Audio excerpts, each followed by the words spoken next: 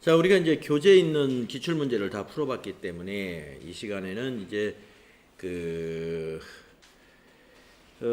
자격시험 홈페이지에서 우리가 다운로드 받은 겁니다. 자격시험 홈페이지에는 문제와 답안, 그 다음에 백데이터 파일까지 모두 다운로드 받아서 우리가 공부할 수가 있는데요. 네, 문제와 답안이 있는 자료를 다운로드 받았고요. 네, 그걸 보면서 한번 풀이를 한번 해보도록 하겠습니다. 이 시간에는 제 27회 TAT 2급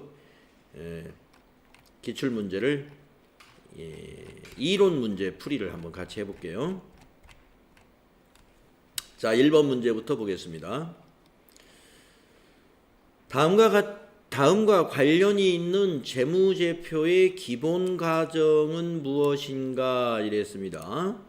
네, 우리가 이제 기본 가정이다 그러면은 이제 이런 것들이 기본 가정이에요. 계속 기업의 가정, 기업 실체의 가정, 이런 것들이 이제 기간별 보고의 가정, 이런 것들이 재무제표의 기본 가정이라고 해서 우리가 재무제표 이론 배울 때 우리 공부를 했던 건데, 여기에 있는 설명은 그럼 요 세 개 중에 어느 것이냐 이겁니다. 자, 지배와 종속 관계에 있는 회사들의 경우에 지배회사와 종속회사는 단일의 법적 실체가 아니지만 단일의 경제적 실체를 형성하여 하나의 회계 단위로서 연결 재무제표를 작성 대상이 된다. 연결 재무제표의 작성 대상이 된다. 그러니까 이제 그 지배회사와 그 종속회사, 재벌회사 같은 데가 이제 그런 데가 있죠. 그래서 법인은 다르지만 단일의 법적 실체는 아니다. 법인은 달라요. 법인은 다르지만은 경제적으로 서로 종속 관계에 있기 때문에 두 회사를 연결 재무제표로 작성할 필요가 있다 이런 얘기입니다. 그러면 이것은 계속 기업과 관련된 용어이냐, 설명이냐, 기업 실체의 가정이냐, 기간별 보고의 가정이냐, 이렇게 판단해 보면 되잖아요. 네, 느낌이 딱 오죠? 기업 실체의 가정을 얘기한 거죠. 뭐 계속 기업이라는 것은 우리가 계속 기업의 가정이라는 건 감가상각을 우리가 한다든가 이런 것들이 이 계속 기업의 가정을 전제로 해서 우리가 회계 처리하는 것이고, 기간별 보고의 가정이라는 것은 우리가 회계 기간을 1년 이내로 해서 결산 보고를 하고 있는 것, 이런 것들이 기간별 보고의 가정입니다. 그런 얘기가 아니잖아요. 그래서 이거는 기업 실체, 법적으로 법인은 다르지만 실체가, 여기 실체라는 말이 또 나오잖아요. 법적인 실체는 다르지만 사실상 경제적으로 실체, 하나의 경제적 실체를 형성하는 것이기 때문에 연결 재무제표를 작성하는 대상이 된다. 기업 실체의 가정이에요. 그러니까 여기 설명 중에 이미 답이 포함되어 있다. 다음에 2번 문제 보겠습니다. 재무제표에 대한 신뢰성에 대한 설명으로 옳지 않은 것은 이랬습니다. 자, 우리가 이 재무제표의 질적 특성에서 신뢰성의 하위 질적 특성 세 가지 한번 외워볼게요. 표현의 충실성, 검증 가능성, 중립성, 이렇게 표검중이라고 하죠. 표현의 충실성, 검증 가능성, 중립성. 자, 1번 외부 회계감사는 재무제표의 신뢰성을 높일 수 있다. 네, 우리가 외부의 감사를 받음으로써 신뢰성을 높일 수 있는 것 맞죠? 2번 내부 회계관리제도의 운영은 재무제표의 신뢰성을 높일 수 있다. 그렇죠. 내부 회계관리제도는 내부 관리 제도 중에서 이 재무제표의 신뢰성 향상을 위해서 그걸 목적으로 하는 것이죠. 2번도 맞았습니다. 3번 재무제표가 신뢰성을 갖기 위한 구성 요소로는 표현의 충실성, 검증 가능성, 중립성, 표검중 나오네요. 예, 맞았습니다. 4번 유형자산을 공정가치로 평가하는 것이 역사적 원가로 평가하는 것보다 신뢰성이 제고된다. 이건 잘못 설명한 겁니다. 자, 우리가 신뢰성이라 하는 것은 말이죠. 신뢰성이라는 것은 공정가치보다는 오히려 아니 그렇죠. 공정가치보다는 오히려 역사적 원가, 유형자산을 취득 가격으로 평가하는 것이 오히려 신뢰성은 더 높은 것입니다. 예. 공정가치로 평가한다는 것은요, 현재의 시세를 반영해서 유형자산을 평가한다는 얘기인데, 이거는 실제로 판매가 일어난 것은 아니란 말이죠. 평가기 때문에. 그러나 취득가격은 뭐예요? 이 가격으로 실제로 거래가 일어났었단 말이죠.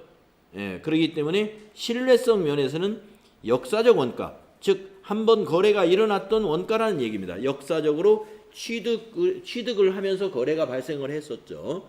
그것이 오히려 신뢰성은 더 높은 것이죠. 그래서 공정가치로 평가하는 것이 역사적 원가로 평가하는 것보다 신뢰성 제고가 아니라 이걸 이렇게 바꾸면 돼요.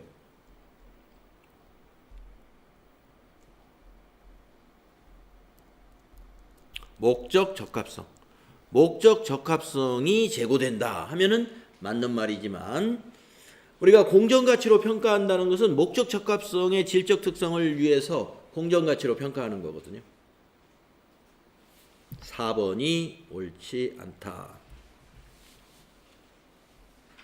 다음 문제 3번은 어떤 문제가 나왔나요? 도소매업을 영위하고 있는 주식회사 한공은 2017년 결산 마감 전에 다음 사항이 미반영되었음을 알게 되었다.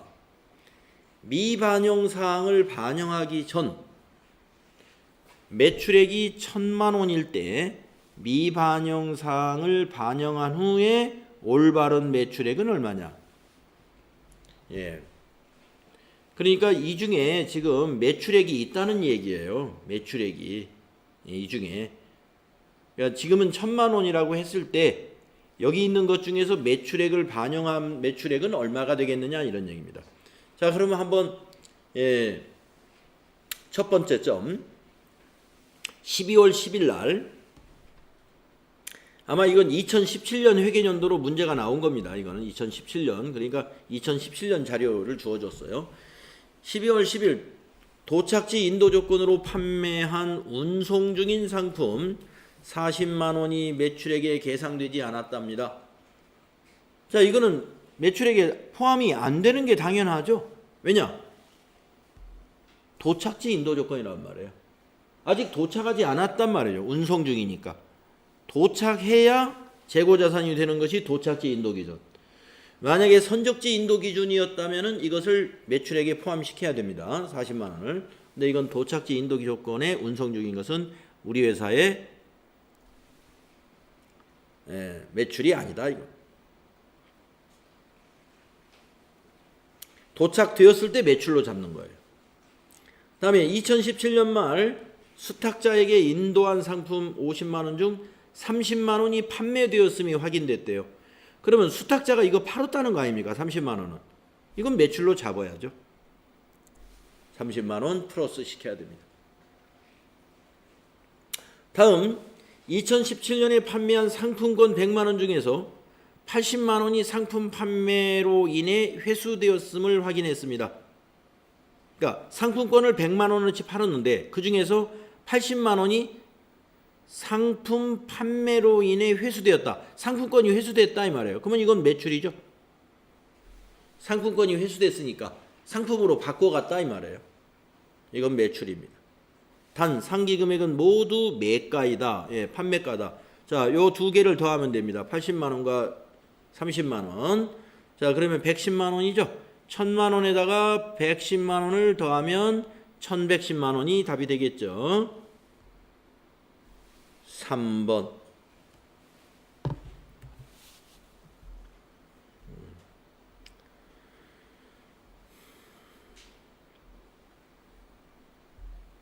다음에 4번 문제 보겠습니다. 다음은 주식회사 한공의 상품 관련 자료이다. 2017년도 매출 원가는 얼마냐 이렇게 물어봤습니다. 예, 상품 관련 자료용으로 매출 원가를 구하라 그랬으면요. T 계정을 그리는 게 제일 쉽지 않을까요? T 계정. 예, 상품. 매출 원가 자리가 이 자리잖아요. 여기가 기말, 여기가 기초, 여기가 매입. 네. 자,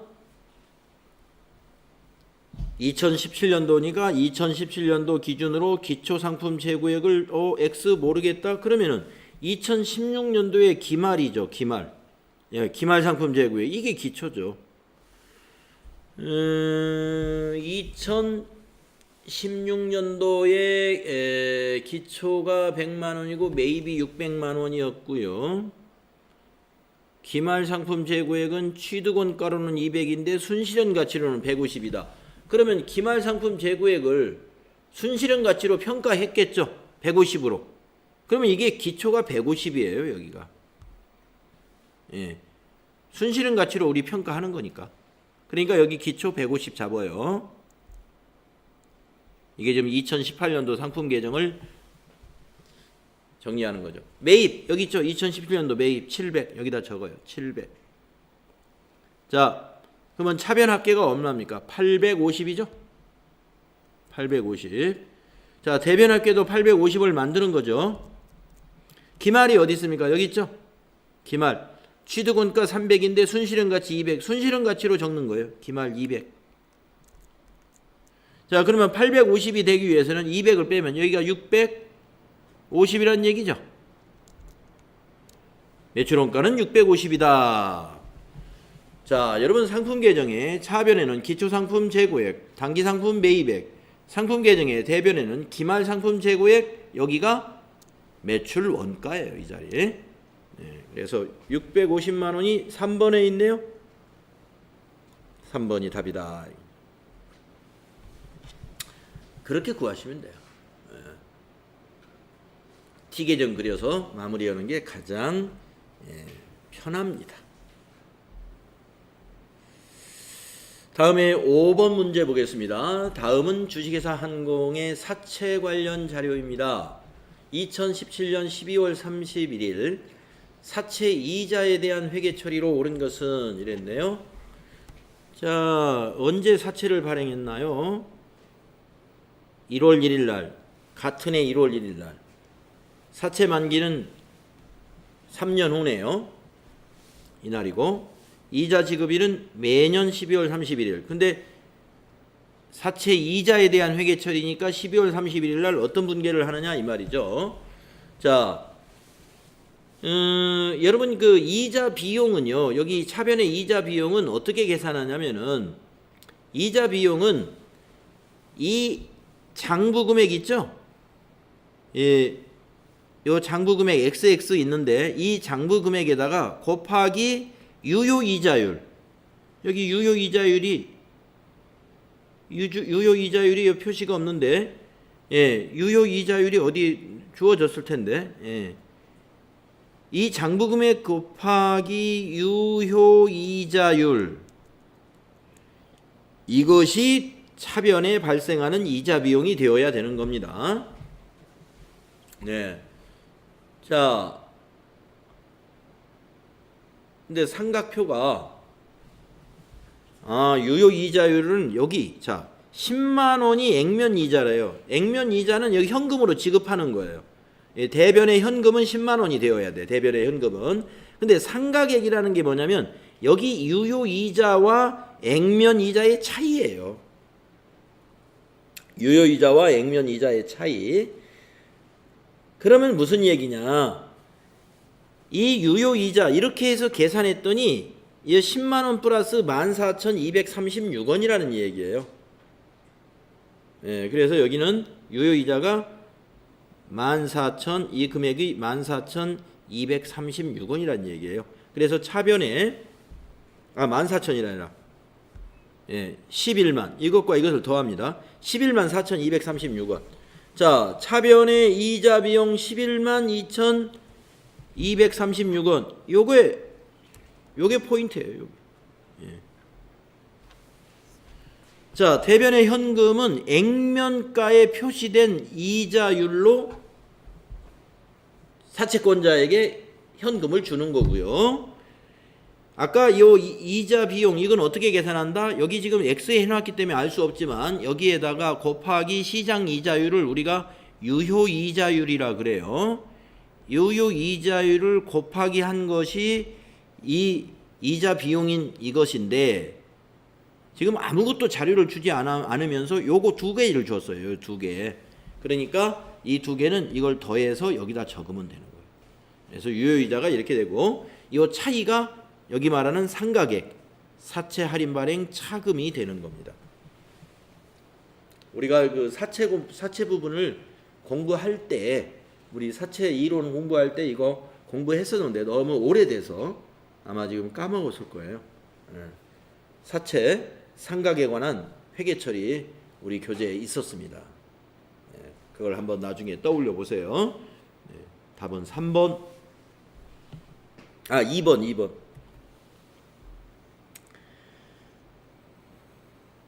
다음에 6번 보겠습니다. 다음은 주식회사 한공이 2017년 중 취득하여 보유 중인 유가증권의 내역이다. 2017년 말 결산 시 유가증권의 평가 결과로 옳은 것은 이랬습니다. 자, 여기 지금 2017년도 문제라서 자꾸 2017년으로 되어 있습니다. 자, 유가증권의 평가 결과로 옳은 것을 찾아라 이랬네요. 네. 자, 단기 매매 증권이 두 개군요. 단기 매매 증권이. 그리고 매도 가능 증권이 있는데 이 매도 가능 증권은 단기 순이익하고 아무 영향 관련이 없어요. 왜냐? 매도 가능 증권의 평가 이익과 평가 손실은 여러분 알다시피 이거는 자본의 기타 포괄 손익 누계액으로 반영되는 거예요. 예. 그렇기 때문에 단기 순이익과 관련성이 있는 것은 단기 매매 증권의 평가 이익이나 평가 손실이죠. 자, 그럼 보겠습니다. 단기 매매 증권. 액면가는 따질 필요가 없어요. 취득 단가하고 공정 가치를 비교하는 겁니다. 자, 1,000원 올랐습니다. 가격이. 그러면 1,000주니까 1,000원 곱하기 1,000주 100만 원이죠. 그다음에 3,000주 곱하기 자, 8,000원이 5,000원으로 떨어졌네요. 예. 그러면 한 주당 3,000원이 떨어졌습니다. 3,000원씩 1,000주면 300인데 3,000주니까 이 900만 원이 마이너스입니다. 900만 원. 그러면 플러스 100만 원, 900만 원 마이너스. 그럼 마이너스 800만 원이죠.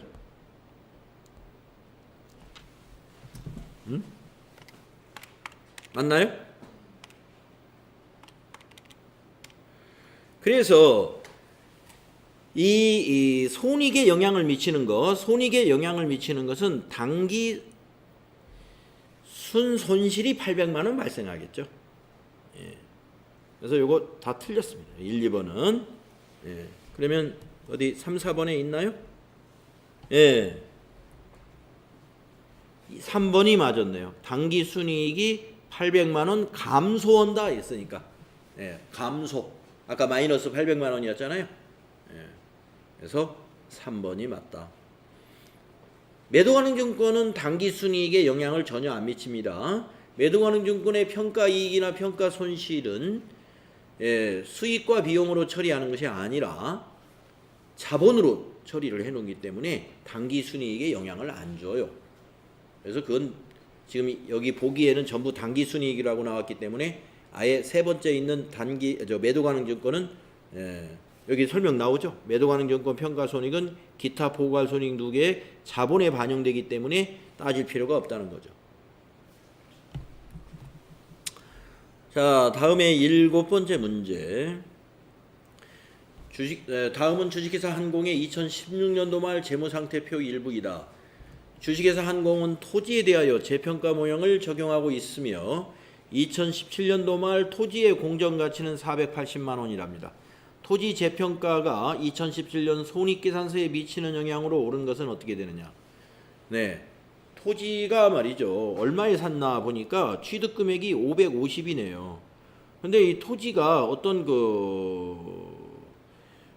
재평가 모형에 의해서 토지를 재평가했다는 거예요. 재평가. 가격이 이제 하락을 했다는 겁니다. 공정가치 시가가 480이래요. 그러면은 얼마 차이가 나냐면은 70만 원 차이가 나죠. 그러면 70만 원의 분계를 한번 해볼게요. 요 차이. 네, 차변의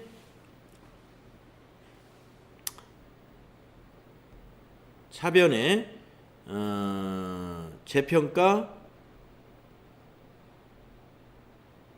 손실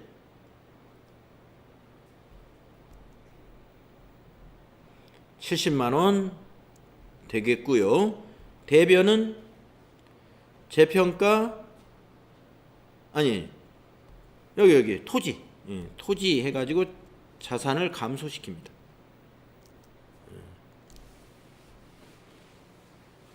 그래서 가격이 하락했을 때는 비용 처리하고요. 가격이 올랐을 때는 재평가 잉여금, 차변의 토지, 대변의 재평가 잉여금 해가지고 재평가 잉여금은 기타 포괄 손익 누계액으로 자본으로 정리를 해두는 거예요. 자, 이거는 가격이 하락했기 때문에 차변의 재평가 손실이 발생하는 겁니다. 그래서 답은 2번이 답이다.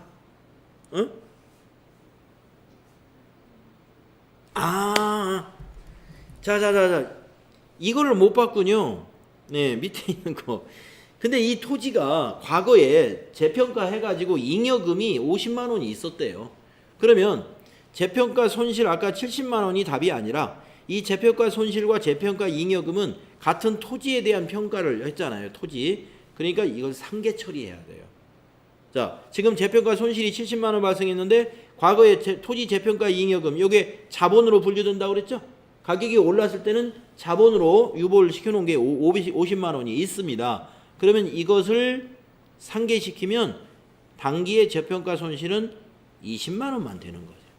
네, 밑에 이것을 제가 미처 급하게 하느라고 요것만 보고 판단을 했는데, 네, 재평가 잉여금 자본에 유보시킨 게 있으면 재평가 손실하고 상계 처리해야 됩니다. 1번이 답입니다. 여기 설명을 한번 풀이를 한번 읽어볼까요? 토지의 장부 금액이 재평가로 인하여 감소한 경우에 그 감소액은 단기 손익에 인식한다. 감소한 것이 뭐예요? 바로 재평가 손실. 이렇게 재평가 손실로 손익에 인식을 하죠. 그러나 토지 재평가로 인해 인식한 기타 포괄 손익의 잔액이 있다면 그 금액을 한도로 재평가 감소액을 기타 포괄 손익에서 차감한다. 네. 그래서 아까 50만 원이 기타 포괄 손익 자본에 있었기 때문에 그걸 차감한다. 즉 상계 처리한다 이 말입니다. 그래서 회계 처리를 할 때 이렇게 합니다. 자, 대변에 토지 70만 원 자산 감소가 있었는데 이게 재평가 잉여금이 없었다면 그냥 다 재평가 손실 70만 원이 되겠지만 기타 포괄 손익 누계액으로 유보시켜 놓은 50만 원이 재평가 잉여금이 있었기 때문에 자본 감소 50만 원 시키고 모자라는 20만 원만 재평가 손실이라는 비용으로 손익에 반영한다. 그래서 이게 답이 돼요. 가격이 올랐을 때는 이렇게 하지 않습니다. 가격이 올랐을 때는 차변이 토지 자산 증가 만약 오른 게 100만 원이 올랐다 그러면 차변의 토지고요. 대변의 여기 재평가 잉여금 자본 처리합니다. 가격이 상승했을 때는 100만 원 이렇게 한다는 거예요. 지금은 이건 가격이 이번에는 떨어진 경우예요. 70만 원어치. 그런데 요 50만 원 때문에 재평가 손실이 20만 원만 단기에 반영이 되는 것이다. 잘 알아두시고 다음에 8번 문제 보겠습니다. 다음은 주식회사 한공의 퇴직급여에 대한 사항이다. 올바르게 설명하고 있는 것은 이랬네요. 자, 퇴직급여 충당 부채가 500만 원이 있었네요. 자, 2017년 전 종업원이 일시에 퇴직할 경우 지급하여야 할 퇴직금은 700만 원이랍니다. 이는 퇴직급여 규정의 개정으로 증가된 150만 원이 포함되어 있고요. 전기 이전분 130만 원, 단기분 20만 원. 그래서 단기에 지급한 퇴직급여는 100만 원이다.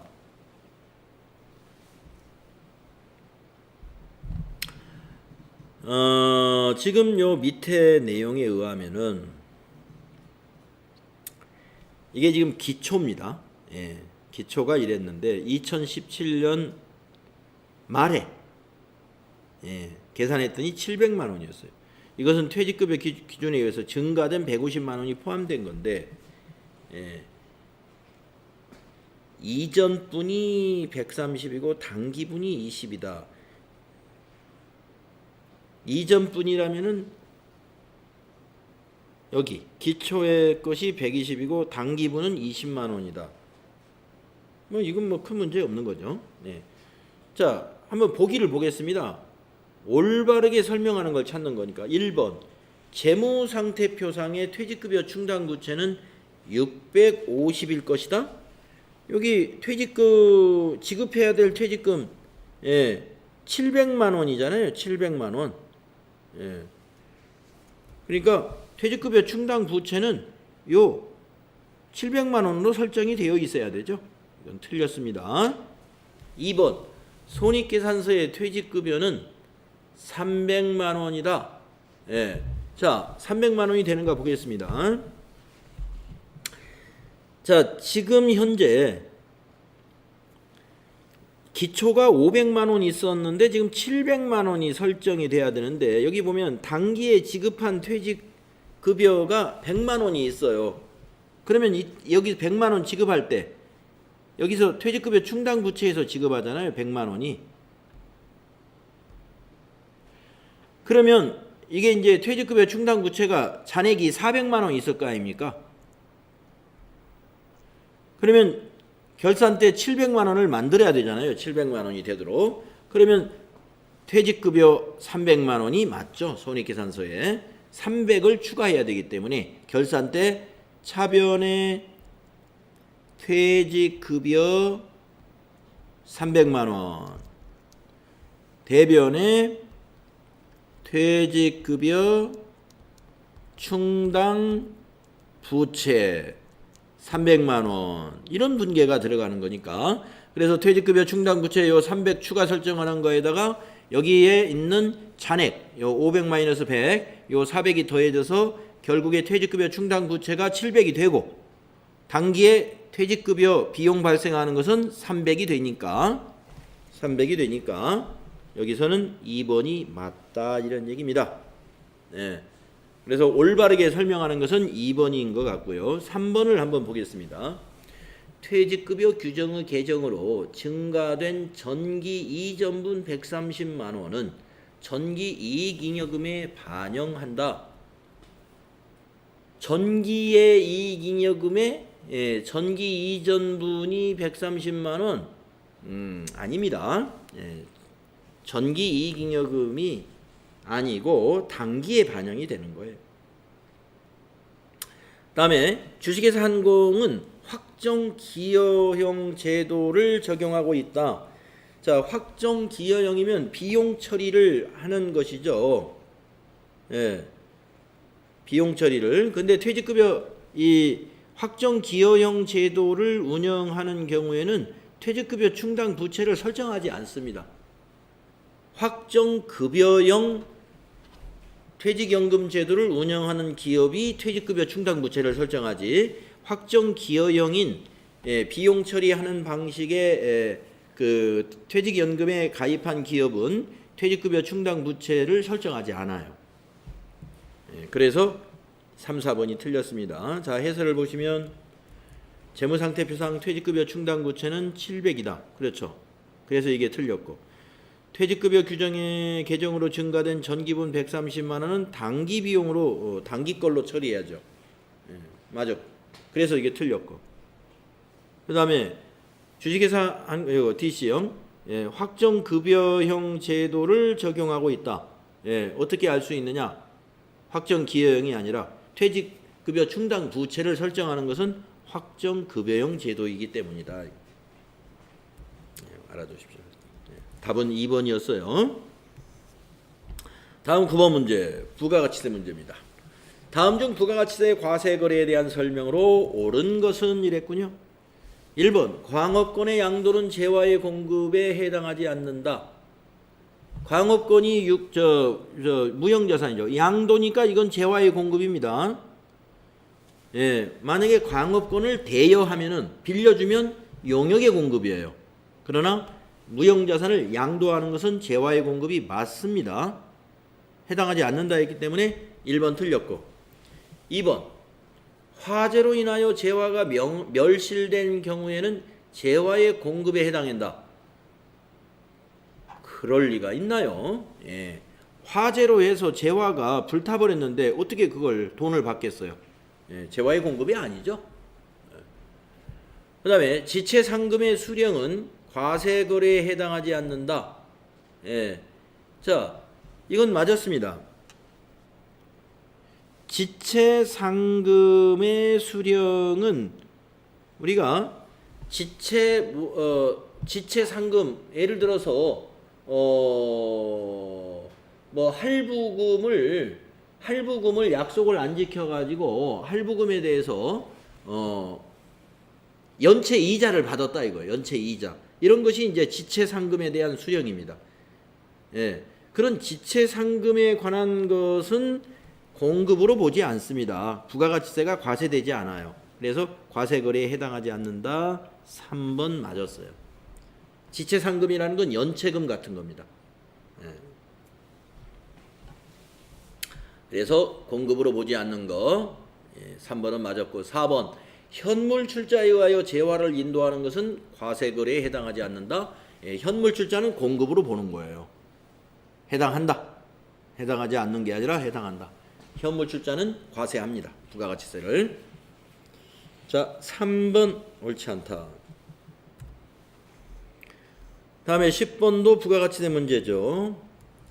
다음 중 제조업을 영위하는 일반 과세자인 주식회사 한공의 부가가치세 신고 시 매출 세액에서 공제받을 수 있는 매입세액은 얼마인가? 네, 공제받을 수 있는 매입세액을 물어봤고요. 제조업을 영위하고 있는 회사입니다. 세금계산서는 적법하게 수취하였으며 매입세액을 공제받기 위한 절차를 모두 이행하였다고 가정하라. 자, 가번부터 보겠습니다. 원재료를 운반하는 트럭을 매입한 세액, 이거 공제받는 거죠. 네. 나번 회계감사 수수료 관련 매입세액, 이거 공제받는 거죠. 공장용 토지 조성을 위한 공사비용 관련 매입세액은, 토지 관련 매입세액은 공제를 못 받습니다. 다음에 영업부에서 사용하기 위한 5인승 자동차 2000cc 구입 관련 매입세액, 이거 비영업용 소형 승용차죠. 우리 회사는 지금 제조업이지 않습니까? 제조업이 승용차는 이게 바로 비영업용 소형 승용차예요. 5인승이니까. 그래서 택시 회사 같으면은 매입세 공제를 받습니다만은 영업용이니까 우리는 제조업이다. 따라서 비영업용 소형 승용차 2000cc 매입세 공제 못 받습니다. 그러면 이 두 개가 더해지면 되죠. 답은 400이다.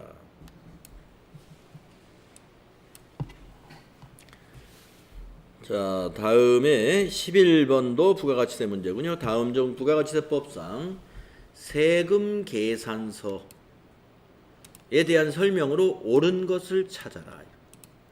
자, 1번 공급가액과 부가가치세액은 세금 계산서의 임의적 아니죠. 임의적이 아니라 필요적. 필요적. 이거 필수예요.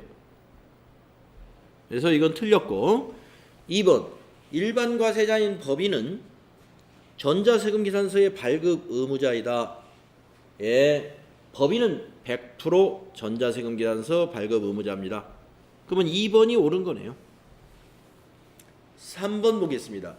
전자세금 계산서 발급 명세는 전자세금 계산서 발급일이 속하는 달에 다음 달 10일까지 국세청장에게 전송하여야 한다? 아니죠. 다음 날까지. 발급일 다음 날까지 전송하는 거예요. 다음 날. 4번 간주 임대료에 대해서도 세금 계산서를 발급해야 한다. 아닙니다. 간주 임대료 세금 계산서 발급하지 않습니다. 우리가 간주 공급에서 세금 계산서를 발급하는 경우는 타사업장 반출만 세금 계산서를 발급합니다. 요 간주자 들어가는 거 전부 세금 계산서 발급을 안 하는데 딱 하나 타사업장 반출, 자가 공급에 해당되는 타사업장 반출에 대해서는 세금 계산서 발급 의무가 있어요. 자, 2번이 답이었고요. 자, 12번 소득세 문제군요. 12번 소득세 문제죠. 예. 자, 다음 중 소득세법상 연금소득하고 관련된 내용을 잘못 설명한 사람이 누구냐? 자, 연금소득에 대한 설명. 자, 첫 번째, 산업재해 보상법에 따라 받는 각종 연금은 소득세를 과세하지 않아. 그렇습니다. 연금 중에 유족연금이라든가 이런 산업재해 보상법에 따른 연금이라든가 네, 또 상위연금 네, 이런 것들 비과세입니다. 다음에 사적연금 소득이 연간 1200만 원 이하인 경우는 분리과세를 선택할 수 있어. 네, 우리 지금 얼마 전에 26회 그 저기였나요? 연말정산 자료였는지 그 있었죠. 예, 아니죠. 사원 등록에서 예, 사적연금이 600만 원이 있다라고 했을 때 기본공제 대상자가 된다 이랬단 말이에요. 왜 되느냐? 사적연금 소득이 연간 1200만 원 이하인 경우는 분리과세를 선택할 수 있기 때문에 기본공제 대상자가 된다라는 문제 앞 시간에서 풀었던 거예요. 이것도 맞다 이겁니다. 두 사람 다 맞았어요. 다음 연이 연금소득은 실제 필요경비를 공제하지 아니하고 연금소득 공제를 통해 일정한 금액을 공제해. 맞습니다. 우리가 연금소득이 실제 필요경비 얼마인지 그건 알 수가 없는 거예요. 네.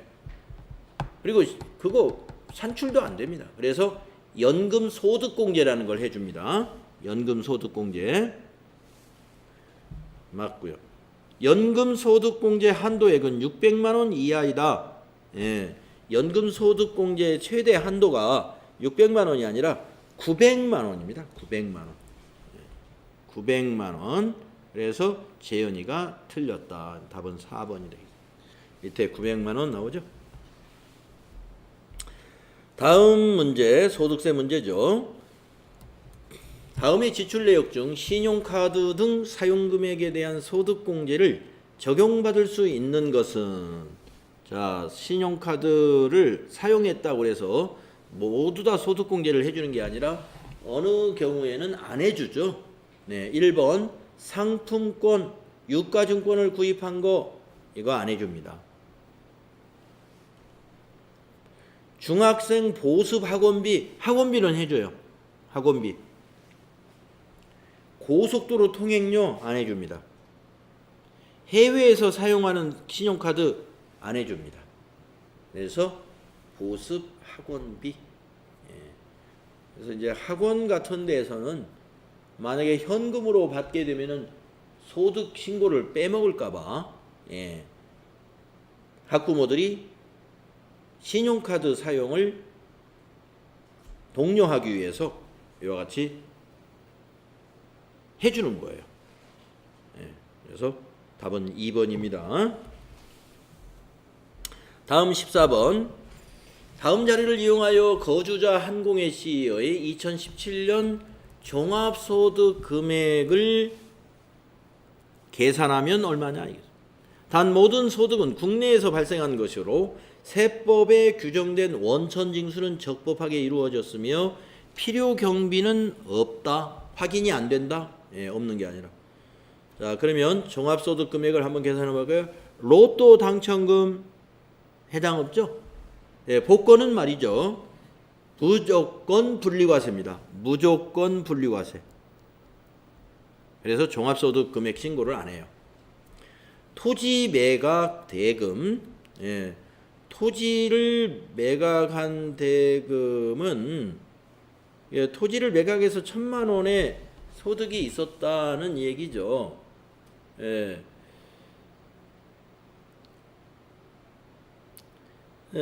요거는 양도소득이죠. 양도소득. 예. 양도소득하고 퇴직소득은 종합소득이 아닙니다. 분류과세를 합니다. 분류과세. 다음에 유실물 습득으로 인한 보상금. 네. 유실물 습득으로 인한 보상금은 기타 소득으로 봅니다. 예. 기타 소득으로. 그래서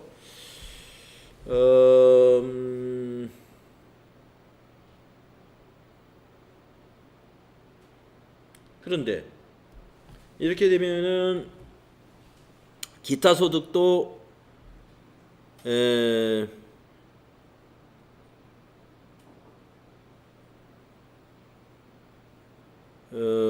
필요경비가 있는 건데 필요경비 여기 유실물 습득은 필요경비가 인정이 돼야 되는데 필요경비가 인정이 안 되는군요.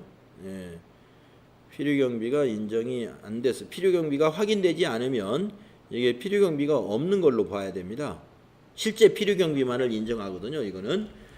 예. 그래서 이 기타 소득 중에서 필요경비를 70% 인정해 주는 게 여러 가지가 있잖아요. 또 어떤 건 80% 인정해 주는 것도 있고. 근데 유실물 습득에 관한 필요경비는 실제 필요경비만 인정하는데 필요경비가 확인되지 않으면 500만 원을 종합소득 신고를 해야 됩니다. 왜 그러냐면 우리가 그 기타 소득이 300만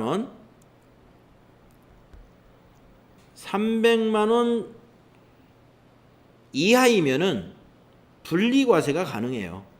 기타 소득이 300만 원 이하이면. 예. 자, 밑에 설명을 보겠습니다.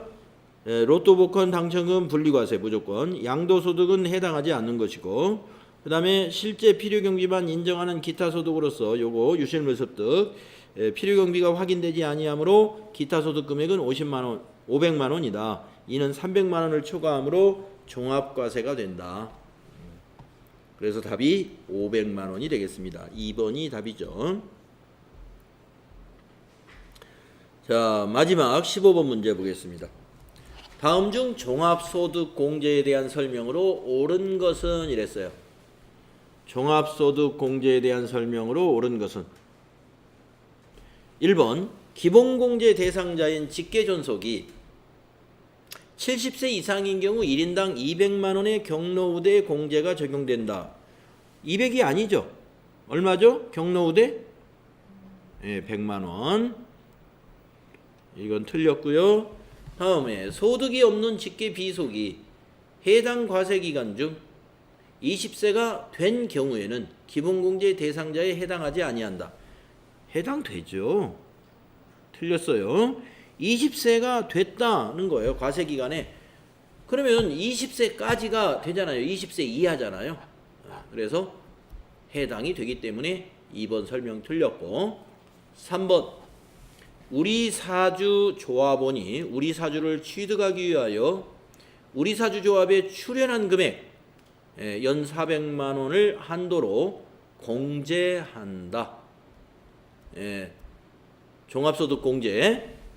이건 맞았습니다. 우리사주조합원이 우리사주를 취득하기 위해서 우리사주조합에 출연한 금액 400만 원을 출연한 금액은 연간 400만 원 한도 내에서 소득 공제해 줍니다. 3번은 맞았어요. 4번 주택담보 노후연금 이자 비용은 한도가 없이 전액 공제가 가능하다.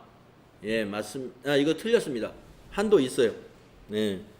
그래서 한도가 얼마냐 하면은 연 200만 원까지. 주택담보 노후연금의 이자 비용은 한도가 없는 것이 아니라 200만 원 한도로 연금 소득 금액에서 공제를 해준다.